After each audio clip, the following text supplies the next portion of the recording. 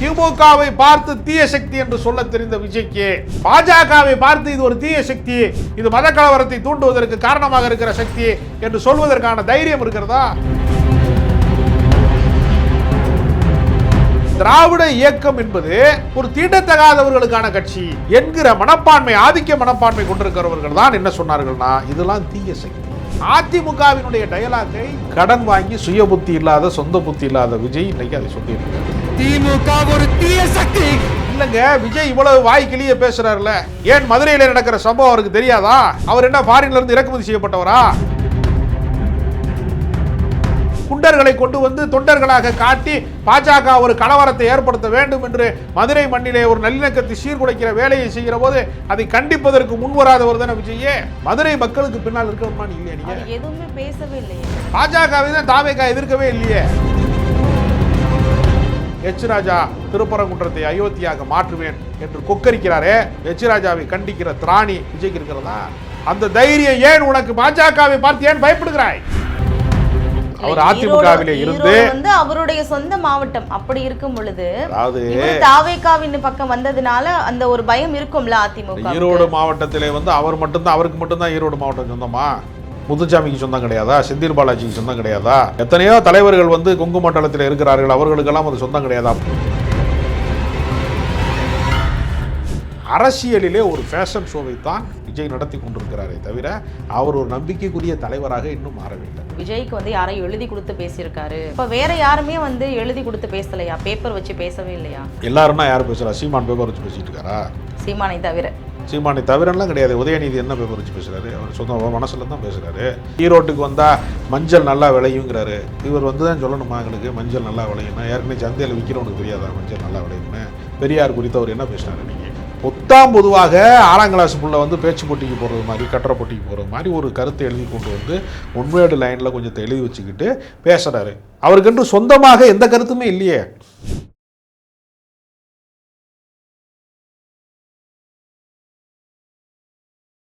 Rebel media Tamil நேயர்களுக்கு வணக்கம். இன்றைய நேர்காணலில் நம்மோடு பத்திரிகையாளர் திரு ராஜகம்பீரன் அவர்கள் நம்மோடு இருக்கிறார். வணக்கம் சார். வணக்கம் சார். இன்றைக்கு எல்லா ஊடகத்திலையுமே பெருசாக பேசப்பட்டு வருவதே, பார்க்கப்பட்டு வருவதே என்ன அப்படின்னா, இன்றைக்கி ஈரோடில் நடந்த விஜயின் மக்கள் சந்திப்பு தான். இதில் அவர் ரொம்ப ஆக்ரோஷமாக பேசியிருக்காரு. திமுக ஒரு தீய சக்தின்னு ரொம்ப அழுத்தமாக ஒரு ஆக்ரோஷமாக பேசிகிட்டு இருக்க. இது ஒரு ட்ரோல் மெட்டீரியல் மாதிரியே எல்லாருமே கொண்டு போய் பார்த்துட்ருக்காங்க. இதை பற்றி நீங்கள் எப்படி நினைக்கிறீங்க? திமுக ஒரு தீய சக்தி என்கிற கருத்து எங்கிருந்து உருவாகிறதுன்னு ஒரு இடம் இருக்கிறது. திமுக தான் என்ன செய்ததுன்னா, சாதாரண அடித்தட்டு மக்களாக இருக்கிறவர்களை, சாமானியர்களை அரசியல் படுத்திய இயக்கம் திமுக. சலூன் கடைகளிலும் தேநீர் கடைகளிலும் அரசியல் பேசலாம் என்கிற நிலைமை வந்ததற்கே திமுக தான் காரணம். அதற்கு முன்பு ஜமீன்தார்கள், பண்ணையார்கள், உயர்சாதிக்காரர்கள், உயர்சாதியைச் சேர்ந்தவர்கள் மட்டுமே ஆட்சி அதிகாரத்தில் இருந்தபோது அவர்களுக்கு மட்டுமே கல்வி சொந்தமாக இருந்தது, அவர்களுக்கு மட்டுமே அதிகாரம் சொந்தமாக இருந்தது, அவர்களுக்கு மட்டுமே ஆட்சி சொந்தமாக இருந்தது என்கிற நிலைமை இருந்தபோது அதை பிற்படுத்தப்பட்டவனுக்கு, ஒடுக்கப்பட்டவனுக்கு, பெண்களுக்கு, சிறுபான்மை மக்களுக்கு, மிகவும் தாழ்த்தப்பட்டவர்களாக கருதப்பட்டவர்களுக்கு கொண்டு போய் அரசியல் அதிகாரத்தை, கல்வியை கொண்டு போய் சேர்த்த இயக்கம் திராவிட முன்னேற்ற கழகம். அப்போ திராவிட இயக்கம் என்பது ஒரு தீண்டத்தகாதவர்களுக்கான கட்சி, ஒடுக்கப்பட்டவர்களுக்கான கட்சி, பிற்படுத்தப்பட்டவர்களுக்கான கட்சி என்கிற மனப்பான்மை, ஆதிக்க மனப்பான்மை கொண்டிருக்கிறவர்கள் தான் என்ன சொன்னார்கள்னா இதெல்லாம் தீய சக்தி, நாங்கள் தான் தூய சக்தி என்கிற மனநிலை எங்கிருந்து பிறக்கிறது என்றால் சாதி ஆதிக்க மனநிலையிலே இருந்து பிறக்கிறது. அந்த வார்த்தையை கடந்த காலங்களிலே அதிமுக சொல்லி வந்தது. அதிமுகவினுடைய டயலாக்கை கடன் வாங்கி சுய புத்தி இல்லாத, சொந்த புத்தி இல்லாத விஜய் இன்னைக்கு அதை சொல்லியிருக்கிறார். அதனால் திமுகவை வீழ்த்த வேண்டும் என்பது யாருடைய குறிக்கோள்? திமுக சமத்துவபுரத்தை கட்டுகிறது, அனைத்து சாதியினரும் அர்ச்சகராகலாம் என்று சொல்லுகிறது, மாவட்டந்தோறும் மருத்துவக் கல்லூரியை கட்டுகிறது, தமிழ்நாட்டினுடைய எந்த சாலைகளிலே நீங்கள் நடந்து சென்றாலும் அந்த சாலையை உருவாக்கிய பெருமை என்பது திராவிட இயக்கங்களை சாரும். மாவட்டந்தோறும் மருத்துவக் கல்லூரி, ஒவ்வொரு சிறிய கிராமங்களிலே, நகர்ப்புறங்களிலே ஆரம்ப சுகாதார நிலையம், அரசு பள்ளிக்கூடம் இல்லாத ஊர்களே இல்லை என்று சொல்லக்கூடிய அளவிற்கு தமிழ்நாட்டினுடைய அடிப்படை கட்டமைப்பை அவர்கள் உருவாக்கி வைத்திருக்கிறார்கள். அதனால்தான் இங்கிருந்து சாமானியனாக இருக்கிறவன் சாப்பாட்டு கிடைக்கல, சோறு கிடைக்கலங்கிறதுக்காக பள்ளிக்கூடத்துக்கு வராமல் இருந்துடக்கூடாது. நான் மழைக்காக கூட பள்ளிக்கூடம் போனதே இல்லை. ஒரே ஒரு முறை அப்படி நான் பள்ளிக்கூடத்திலே ஒதுங்க நேர்ந்த போது கூட ஒரு மழை நேரத்திலே பள்ளிக்கூடத்தை பார்க்காமல் மலையையே பார்த்து கொண்டிருந்தேன் என்று கி. ராஜநாராயணன் ஒரு கவிதையிலே சொன்னார். ஆனால் பள்ளிக்கூட பக்கம் போகாமல் இருந்த ஒரு சமூக அமைப்பை, பின்தங்கியவர்களை, ஒடுக்கப்பட்டவர்களை அரசு பள்ளிக்கூடத்திலே கொண்டு படிக்க வைத்த இயக்கம் திராவிட இயக்கம். அவர்களை ஒரு ஆளுமைகளாக மாற்றிய இயக்கம். அதனால தான் இன்றைக்கு 90களினுடைய தொடக்கத்திலே உலகமயமாக்கல் வந்தது, டங்கல் திட்டம் என்று சொல்லக்கூடிய புதிய பொருளாதார கொள்கை வந்தது. அப்படி வந்தபோது இனிமேல் அரசு வேலை வாய்ப்பை எல்லா இளைஞர்களுக்கும் தர முடியாது என்கிற ஒரு மோசமான நிலைமை இருந்தபோது எதிர்காலத்திலே ஐடி பார்க்கின் வழியாக இளைஞர்களுக்கு வேலை வாய்ப்பை உருவாக்க வேண்டும் என்று கலைஞர் என்ன செய்தார்னா, அந்த OMR ரோடு முழுக்க ஐடி பார்க்காக உருவாக்கி வைத்தார். அதனுடைய விளைவாகத்தான் இன்றைக்கு இருக்கக்கூடிய பல இளைஞர்கள் ஐடி கம்பெனியில் வேலை செய்ய முடிகிறது, பல லட்சங்கள் சம்பளம் வாங்க முடிகிறது. எல்லாவற்றிற்கும் பின்னாலும் ஒரு அரசியல் இயங்கி கொண்டே இருக்கிறது. நாம் அன்றாடம் பயணிக்கிற நம்முடைய வாழ்க்கையிலே நாம் அடையக்கூடிய சௌகரியங்கள் இருக்குல்ல, அது எல்லாவற்றிற்கும் பின்னாடி ஒரு பெண் இன்றைக்கு நெறியாளராக நீங்கள் என்னை பார்த்து கேள்வி கேட்கிறீர்கள் என்றால், பெண்களுக்கு அதற்கான கல்வியை கொடுத்து, அரசியல் அறிவை கொடுத்து, அவர்களை பொது ஊடகங்களிலே இயங்குவதற்கான பாதுகாப்பை கொடுத்து, இப்படி ஒரு சூழ்நிலையை உருவாக்குவதற்கு பின்னால் ஒரு சமூக அமைப்பு கட்டமைப்பு இயங்கி கொண்டிருக்கிறது, ஒரு அரசியல் கட்டமைப்பு இயங்கி கொண்டிருக்கிறது. அந்த அரசியல் கட்டமைப்பை, அந்த சமூக கட்டமைப்பை உருவாக்கி தந்த பெருமை யாருக்கு சொந்தம் என்றால் திராவிட இயக்கங்களுக்கு தான் சொந்தம். அந்த திராவிட இயக்கத்திலே இருந்து எல்லா பலன்களையும் அனுபவித்தவர்கள், அதன் வழியாக கல்வி கற்றவர்கள், அதன் வழியாக பதவிக்கு போனவர்கள், அதன் வழியாக அரசியல் அதிகாரத்தை புரிந்து கொண்டவர்கள், அவர்கள் பேசிய மேடை பேச்சின் வழியாக அரசியலை புரிந்து கொண்டவர்கள் அந்த திராவிட இயக்கத்தை வீழ்த்த வேண்டும் என்று நினைக்கிறார்கள். இல்லை, தன்னை தாவேக்கா என்ன சொல்லுது, தூய சக்தி அப்படின்னு சொல்லுது. அப்போது இந்த மதம் சார்ந்த கட்சிகளை ஆதரிக்கிற மாதிரி இதை பேசுகிறாங்களா தாவேக்கா? எது மதம் சார்ந்த கட்சி? பாஜக போன்ற கட்சிகள். பாஜகவை தான் தாவேக்கா எதிர்க்கவே இல்லையே. திருப்பரங்குன்றத்திலே தீபத்தூணிலே நாங்கள் ஏற்ற மாட்டோம், சர்வே கல்லில் தான் தீபம் ஏற்றுவோம்னு வெளியூர்ல இருந்து சமூக விரோதிகளை கொண்டு குண்டர்களை கொண்டு தொண்டர்களாக காட்டி பாஜக ஒரு கலவரத்தை ஏற்படுத்த வேண்டும் என்று மதுரை மண்ணிலே ஒரு நல்லிணக்கத்தை சீர்குலைக்கிற வேலையை செய்கிற போது அதை கண்டிப்பதற்கு முன்வராதவர் தானே விஜய். விஜய் எந்த இடத்திலாவது அதை கண்டித்திருக்கிறாரா? தமிழ்நாட்டினுடைய சமூக நல்லிணக்கத்தை கேடு விளைவிக்கக்கூடிய மதவாத சக்திகள், தீய சக்திகள்னு சொல்லியிருக்காரு என்னைக்காவது? திமுகவை பார்த்து தீய சக்தி என்று சொல்ல தெரிந்த விஜய்க்கு பாஜகவை பார்த்து இது ஒரு தீய சக்தி, இது மத கலவரத்தை தூண்டுவதற்கு காரணமாக இருக்கிற சக்தி என்று சொல்வதற்கான தைரியம் இருக்கிறதா? ஈயம் பூசுனது மாதிரி இருக்கணும், பூசாத மாதிரி இருக்கணும், பாம்பையும் அடிக்கணும், கம்பும் உடையக்கூடாது என்று சொல்வார்கள். அதே போல பாஜக எதிர்ப்பு என்பதை ஒரு பாவனையாக செய்து கொண்டிருக்கிறாரே தவிர, இன்றைக்கு அவர் பேசியதனுடைய மொத்த சாராம்சத்தில் திமுகவைத்தான் 30 நிமிஷம் பேசினா 29 நிமிஷம் திட்டுறாரு. இல்லை, இந்த தீபத்தூன் விவகாரமே ஒரு ஒட்டுமொத்த அரசியலை சுற்றி தானே நடந்துட்டு இருக்கு. ஒரு அரசியல் நேரத்துல பாத்தீங்க நடக்கிறது எல்லாமே ஒரு அரசியல். திமுகவாகட்டும் பாஜகவாகட்டும் ரெண்டுமே இந்த அரசியலை நோக்கி தான் செய்யற மாதிரியான ஒரு செயலா இருக்கு. அதாவது எப்பொழுதுமே பாதிப்பை உண்டாக்குகிறவனுக்கு ஒரு அரசியல் இருக்கிறது, பாதிக்கப்பட்டவனுக்கு ஒரு அரசியல் இருக்கிறது. நீங்கள் யார் பக்கம் நிற்க வேண்டும்னு ஒரு கேள்வி இருக்கா இல்லையா? பாதிக்கப்பட்டவன் பக்கம் நிற்க வேண்டுமா, பாதிப்பை உண்டாக்கியவன் பக்கம் நிற்க வேண்டுமா, அடித்தவன் பக்கம் நிற்க வேண்டுமா, அடி வாங்கியவன் பக்கம் நிற்க வேண்டுமா அப்படின்னு ஒரு கேள்வி இருக்குல்ல. சிறுபான்மை மக்களுக்கு அச்சுறுத்தலை ஏற்படுத்துகிறவர் பின்னால் நீங்கள் நிற்க வேண்டுமா, சிறுபான்மை மக்களை அரவணைக்கிறவர்கள் பின்னால் நிற்க வேண்டுமா? பாஜக என்ன செய்கிறது? யாராவது கேட்டார்களா? பக்தர்கள் கேட்டார்களா? நாங்கள் சர்வே தூணில் தான் நாங்கள் தீப தூண் யாராவது கேட்டாங்களா? மக்களே ஒற்றுமையாக தான் இருக்காங்க. மக்கள் ஒற்றுமையாக இருக்கிறார்கள். மதுரைக்காரர்கள் யாராவது எங்களுக்கு மத கலவரம் வேணும்னு கேட்டாங்களா? அவன் கேட்டது என்ன? எங்களுக்கு மெட்ரோ வேணும்னு கேட்குறான். எங்களுக்கு எய்ம்ஸ் மருத்துவமனையை கட்டி கொடுங்கள், முழுமை பெற்று கொடுங்கள் என்று தான் கேட்குறான். எங்களுக்கான அடிப்படை நிவாரணங்களை கொடுங்கள்னு கேட்குறான். வேலை வாய்ப்பை கொடுங்கன்னு தான் கேட்குறான். இதுதான் நீ செய்ய வேண்டியது. இளைஞர்களுக்கு வேலை வாய்ப்பை கொடுப்பது நல்ல அரசாங்கமா, மத கலவரத்திற்கான தீப்பந்தத்தை கையில் எடுத்து கொடுக்கறது நல்ல அரசாங்கமா? அப்போ நீங்கள் யார் பக்கம் நிற்க வேண்டும்? நீங்கள் திமுக பக்கம் கூட நிற்க வேணாம், மதுரை மக்களுக்கு பின்னால் இருக்கணுமா? இல்லையா? நீங்க எதுவுமே பேசவே இல்லை இந்த இடத்துல. இல்லங்க, விஜய் இவ்வளவு வாய்க்கிலேயே பேசுறாருல, ஏன் மதுரையில நடக்கிற சம்பவம் அவருக்கு தெரியாதா? அவர் என்ன ஃபாரின்ல இருந்து இறக்குமதி செய்யப்பட்டவரா? அவருக்கு சொந்த ஊரே தங்கச்சி மடம் தான் அவரே சொல்றாரு. ராமநாதபுரம் மாவட்டத்தில் மதுரைக்கு ராமநாதபுரத்துக்கு எவ்வளவு தூரம்? 100 கிலோமீட்டருக்குள்ள தானே இருக்கு. ஏன் ஒரு மதுரையில நடக்கிற ஒரு சம்பவம் மதுரையிலே மாநாடு நடத்த தெரிகிறது, மதுரை கிழக்கு விஜய், மதுரை மேற்கு விஜய்லாம் பேச தெரிகிறது, தன்னைத்தானே விளம்பரப்படுத்திக் கொள்ள தெரிகிறது. மதுரை மக்கள் ஒற்றுமையாக வாழுகிற இடத்திலே மத கலவரத்தை தூண்டுகிற விதமாக எச் ராஜா திருப்பரங்குன்றத்தை அயோத்தியாக மாற்றுவேன் என்று கொக்கரிக்கிறாரே, எச் ராஜாவை கண்டிக்கிற திராணி விஜய்க்கு இருக்கிறதா? சிஎம் பார்த்து அங்கில் அப்படிலாம் கத்த தெரியுது, சிஎம் சார் அப்படின்னு பேச தெரியுது. அந்த தைரியம் ஏன் உனக்கு? பாஜகவை பார்த்து ஏன் பயப்படுகிறாய்? ஏன் நீ நடுக்கிக் கொண்டே இருக்கிறாய்? அதை நாங்கள் கேட்போமா கேட்க மாட்டோமா?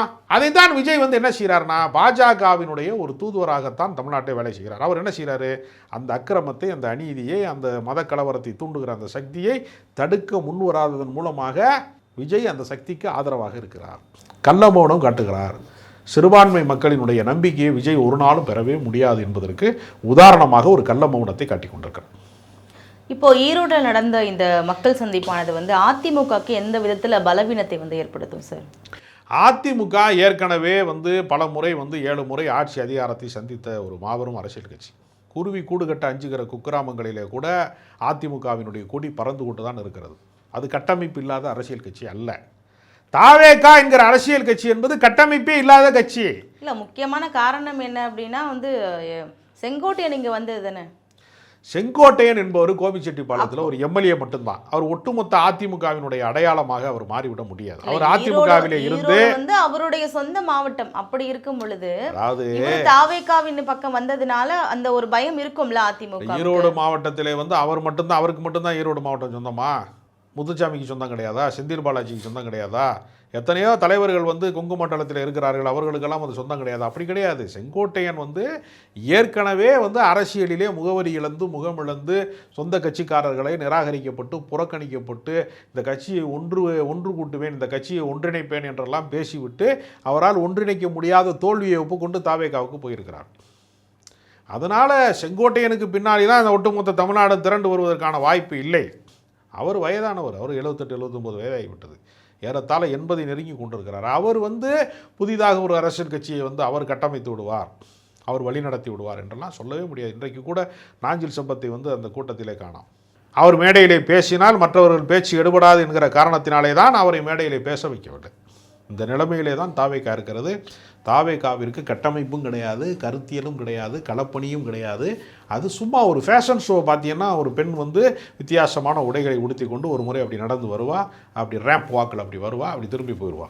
இன்னொரு பெண் வந்து அதே மாதிரி ஒரு ஃபேஷன் ஷோவில் ஒரு பெண் நடந்து வருவா, திரும்பி போயிடுவா. அதே மாதிரியே அரசியலிலே ஒரு ஃபேஷன் ஷோவை தான் விஜய் நடத்தி கொண்டிருக்கிறாரே தவிர அவர் ஒரு நம்பிக்கைக்குரிய தலைவராக இன்னும் மாறவே இல்லை.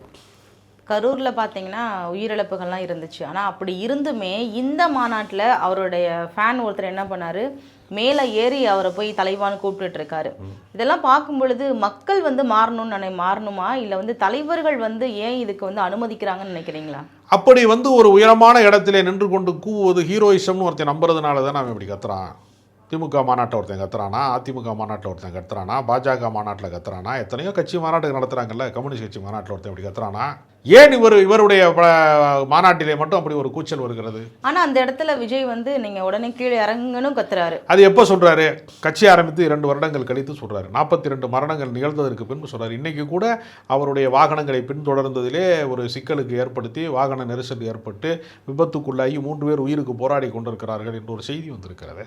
அப்போ இதையெல்லாம் அவங்க என்கரேஜ் பண்ணியிருக்காங்க. சினிமாவில் வந்து பறந்து அடிப்பாங்க, பாய்ந்து அடிப்பாங்க, மேலே இருந்து கீழே குதிப்பாங்க. இதெல்லாம் சூப்பர் ஹீரோயிசத்தில் நீங்கள் சினிமாவில் செஞ்சு காமிச்சதை தான். அதாவது குழந்தைகளை பற்றி சொல்லும்போது சொல்லுவாங்க, குழந்தைகள் ஒருபோதும் கெட்ட வார்த்தை பேசுவதில்லை, கேட்ட வார்த்தையை தான் பேசுகிறார்கள். அது மாதிரியே நீங்கள் சினிமாவிலே இந்த குரங்கு சேட்டையெல்லாம் செஞ்சிருக்கீங்க கடந்த காலத்தில். நீங்கள் செய்த சாகசங்களை அவன் ஒரு வாட்டி செஞ்சு காட்டுறான், அவ்வளோதான். அதனால் உயரங்களிலே இருந்து குதிப்பது தான் ஹீரோயிசம் என்று அவன் நினைத்து கொண்டிருக்கிறான். அதன் விளைவாகத்தான் இப்படிப்பட்ட சம்பவங்கள் நடக்கிறது. இன்றைய பொதுக்கூட்டத்தில் பார்த்தீங்க அப்படின்னா வந்து விஜய்க்கு வந்து யாரையும் எழுதி கொடுத்து பேசியிருக்காரு, எல்லாம் அப்படிதான் ட்ரோல் பண்ணிட்டு இருக்காங்க. அப்போ வேற யாருமே வந்து எழுதி கொடுத்து பேசலையா? பேப்பர் வச்சு பேசவே இல்லையா? இல்லை, ஒரு அரசியல் கட்சி தலைவனாக தன்னை கருதி கொள்வோருக்கு சுயபுத்தி இருக்க வேண்டும், சிந்திக்கக்கூடிய ஆற்றல் இருக்க வேண்டும், ஒரு பிரச்சனைக்கு தீர்வு காண்பதற்கான ஒரு அறிவாற்றல் இருக்க வேண்டும் என்று எதிர்பார்க்கிறார்கள். ஏனென்றால் இந்த நாட்டிலே அரசியல் செய்தவர்கள் எல்லாம் மாபெரும் அறிஞர்களாக இருந்திருக்கிறார்கள். மிகப்பெரிய தோழர் ஜீவானந்தம் அவர்கள் வந்து அருவி போல் பேசக்கூடிய ஆற்றல் கொண்டவராக இருந்திருக்கிறார். கலைஞர் கருணாநிதி மிகப்பெரிய பேச்சாற்றல் மிக்கவராக இருந்திருக்கிறார். பேரறிஞர் அண்ணா வந்து பேசிய பேச்சுக்கள் என்பது இன்றைக்கும் வந்து பல கல்வெட்டுகளிலே பதியக்கூடிய அளவிற்கு கருத்தாளமிக்கதாக இருந்திருக்கிறது. இப்போதுள்ள தலைவர்களை ஒப்பிட்டு பார்க்கும் பொழுது நான் சொல்றேன், இப்போது இருக்கிற தலைவர்களில் வந்து பேச தெரியாத தலைவர்கள் என்கிற பட்டியலில் யார் இருக்கிறா சொல்லுங்க? பேச தெரியாதவர்கள் இல்லை, பேப்பர் வச்சு தானே எல்லாரும் பேசுறாங்க. எல்லாரும்னா யார் பேசுறா? சீமான் பேப்பர் வச்சு பேசிட்டு இருக்காரா? சீமானை தவிர சீமானை தவிரலாம் கிடையாது. உதயநிதி என்ன பேப்பர் வச்சு பேசுகிறாரு? அவர் சொந்த மனசில் தான் பேசுகிறாரு. எத்தனையோ பேர் பேசுகிறாங்க கிடையாது, அதெல்லாம் ஒன்றுமே இல்லையே. எடப்பாடி பழனிசாமி பேசுகிறாரு, எல்லா அரசியல் கட்சியிலையுமே பேசக்கூடியவர்கள் இருக்கிறார்கள். இவர் தட்டுமாறுறாரு, தவறான தகவலை சொல்லிடுவோம். அவர் ஈரோட்டுக்கு வந்தால் மஞ்சள் நல்லா விளையுங்கிறாரு. இவர் வந்து தான் சொல்லணுமா எங்களுக்கு மஞ்சள் நல்லா விளையும்னா? ஏற்கனவே சந்தையில் விற்கிறவனுக்கு தெரியாதா மஞ்சள் நல்லா விளையும்னு? இதைத்தான் அவர் பேசிக்கொண்டே இருக்கிறார். அவர் வந்து தந்தை பெரியாரினுடைய கருத்துக்களை, இதுவரைக்கும் சொல்லப்படாத கருத்துக்கள், பேசப்படாத கருத்துக்கள், அல்லது வந்து மக்களுக்கு புரியாத கருத்துக்களை இன்னைக்கு பேசினார். அவர் பெரியார் குறித்து அவர் என்ன பேசினார் இன்னைக்கு? பொதுவாக 6ஆம் கிளாஸ் புள்ள வந்து பேச்சு போட்டிக்கு போகிறது மாதிரி, கட்டுரை போட்டிக்கு போகிறது மாதிரி ஒரு கருத்தை எழுதி கொண்டு வந்து ஒன்வேர்டு லைனில் கொஞ்சத்தை எழுதி வச்சுக்கிட்டு பேசுகிறாரு.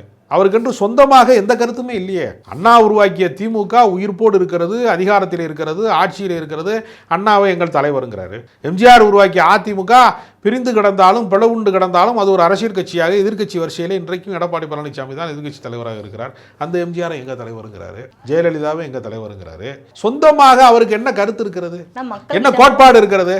ஆனால் மக்கள்கிட்ட மவுசு குறைவில்லை, கூட்டம் மவுசு குறையுதுங்கிறது இல்லைங்க. சினிமா நடிகனை வேடிக்கை பார்ப்பதற்கு ஒரு கூட்டம் வரத்தான் செய்யும். அது வந்து கூடி பார்ப்பார்கள். எப்போதான் முருகதாஸ் அவர்களுடைய திருமண விழாவிற்கு விஜயகாந்த் வந்து கள்ளக்குறிச்சிக்கு போகிற போது வழியெங்கும் பெரும் கூட்டம் திரண்டது. அதை பார்த்து தான் நம்ம அரசியல் கட்சி ஆரம்பிக்கணும்னு விஜயகாந்த் வந்தார். வந்து 2 எம்எல்ஏ ஜெயிச்சார். தொடர்ந்து அதே நிலைமையில் நீடிக்க முடியாது என்று அதிமுகவோட கூட்டணி போனார். எதிர்க்கட்சி தலைவர் வரைக்கும் வந்தார். எதிர்க்கட்சி தலைவராக வந்த பின்னாடி முதலமைச்சர் ஆயிடுவார் என்று நம்பி மக்கள் நல கூட்டணியில் அவரை முதலமைச்சர் வேட்பாளராக நிறுத்தினார்கள். முடிவு என்னாச்சு? அவர் சட்டமன்ற உறுப்பினராக கூட அவர் வெல்ல முடியவில்லை. கூட்டம் சினிமா நடிகனுக்கு கூடுவது என்பது இயற்கை தான். அது யார் வந்தாலும் கூடுவாங்களே. அஜித் வந்து இன்னைக்கு மெரினா பீச்சுக்கு வர்றாரு சாயங்காலம் 7 மணிக்குன்னா கூட்டம் வராதா? சிவகார்த்திகேயன் வருகிறாருன்னா கூட்டம் வராதா? எல்லாருக்குமே கூட்டம் வரும். நான் ஸ்கூல் படிக்கிறப்ப பாட்டி சொல்லி தட்டாதேங்கிற ஒரு படத்துக்கு வந்து வெற்றி விழா நடந்தது, மனோரமா வர்றாங்கன்னு பெரிய கூட்டம் கூடிச்சு. அப்போ மனோரமா தமிழ்நாட்டுக்கு முதலமைச்சராக வர போகிறாங்கன்னு சொல்ல முடியும்? அப்படி சொல்ல முடியாது. நயன்தாரா நகைக்கடை திறப்பு விழாவுக்கு சேலத்துக்கு வந்தபோது 54,000 பேர் திரண்டதாக போலீஸ் அறிக்கை சொல்லுகிறது, உளவுத்துறை அறிக்கை சொல்லுகிறது. அப்போ நீங்கள் கரூரில் கூடியவர்கள் வெறும் 27,000 பேர்னா அதை விட 2 மடங்கு கூட்டம் 54,000 பேர் வந்து நயன்தாரா கூட்டிட்டாங்கிறா. அப்போ நயன்தாரா தான் தமிழ்நாட்டுக்கு அடுத்த புரட்சி தலைவின்னு சொல்ல போகிறீங்களா? தமிழ்நாட்டுக்கு வந்து அவர் தான் பெரிய தலைவியாக வர போகிறாங்கன்னு சொல்ல முடியும்? நம்ப முடியுமா? அதை வேடிக்கை பார்ப்பார்கள், விலகி போவார்கள், அவ்வளோ.